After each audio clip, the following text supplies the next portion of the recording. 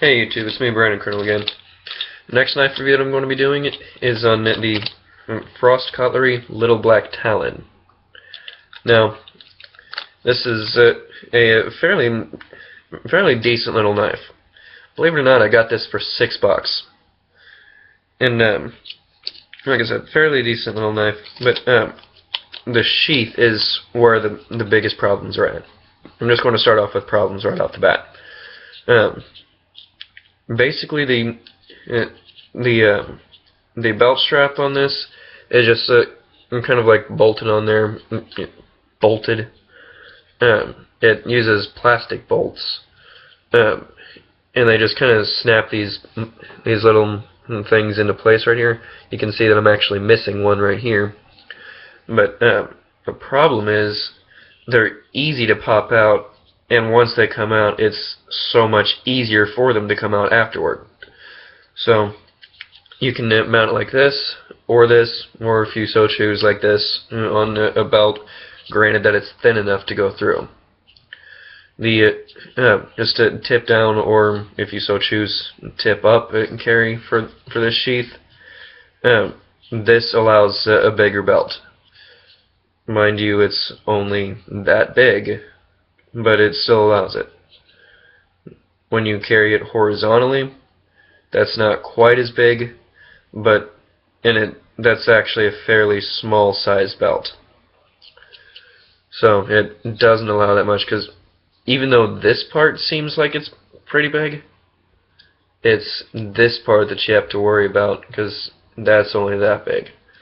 So it's really not all that big to let anything through. So, and at one point, the reason why I am now missing one is because I just simply got in and out of my car when I had this strapped to my side, and then when I was getting out, it kind of caught on the door, and then literally the entire knife came off of my pocket, my belt, because all of the bolts keeping this in place popped right out, and one of them is forever lost in my grass or in my car. I have no clue which one. You would completely have to shave my grass bald, or completely take out the driver's seat in my car in order to find out where it's at. So I have no clue where it's at, and but like I said, still a really good knife. Sheath, if you wanted a new one, pay an extra $6 and get a second one. Throw the knife away, or keep the knife, fashion a sheath of your own, and then have two of these things. Or just throw the extra one that you're not using currently in a drawer somewhere where you're not going to hurt yourself, and then just simply use a sheath for whichever one you feel like using that day. But so I just popped out all the bolts, kind of like soaked them in Gorilla Glue for a little bit, and then I put them back in their individual slots. Let it harden for a little bit, kind of sanded off the top of the bolts, that way it's not showing all the Gorilla Glue, and that's basically my end product. Now, as far as sheath retention, it does rattle quite a bit, very heavily, but it's not coming out. I can pull on that.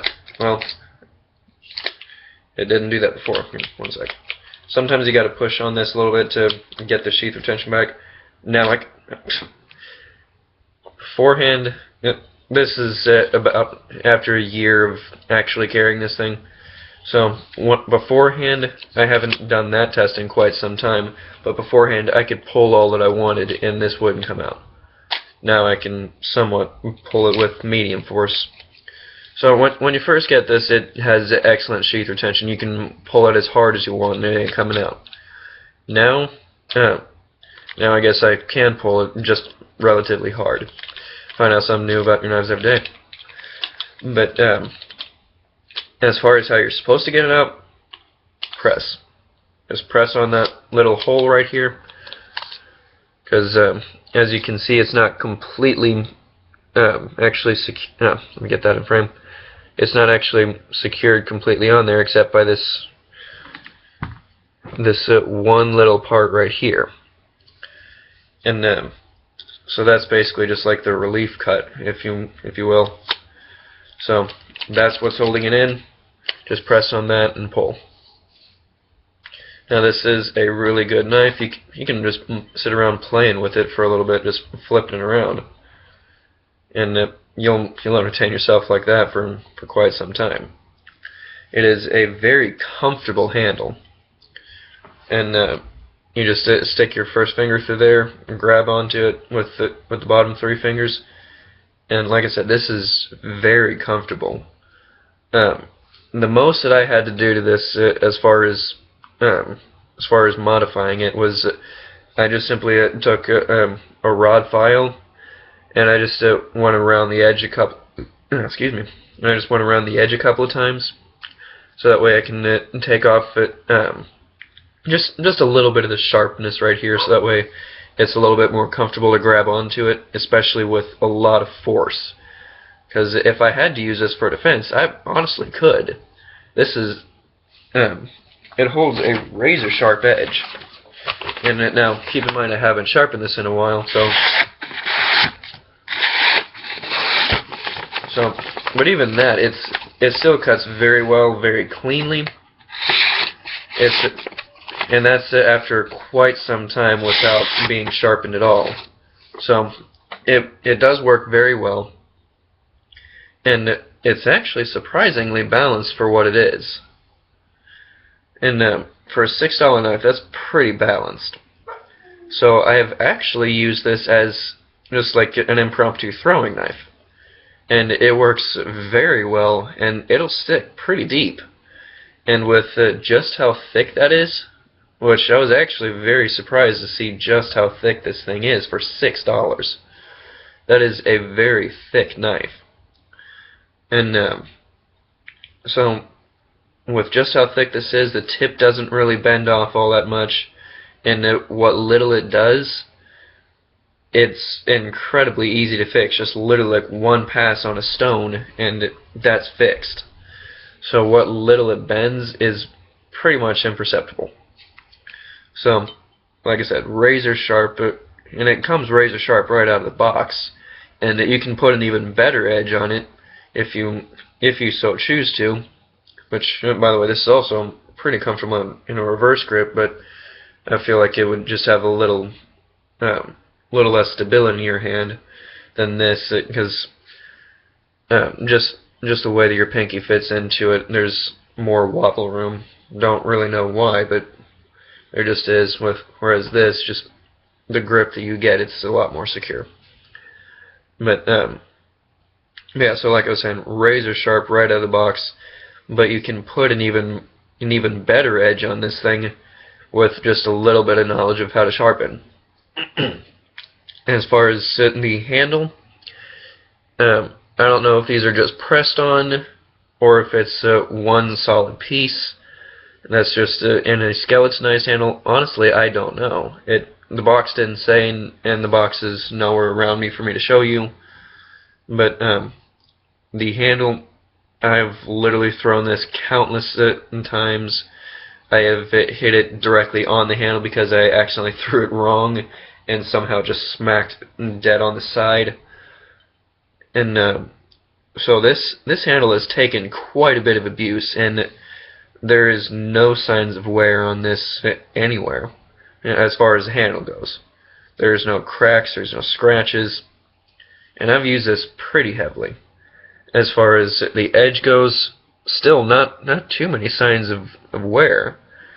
For the most part, it's just like a really clean, polished finish, and it doesn't show all that many scratches on it, but I have used this more as a beater knife, and it still holds up very well.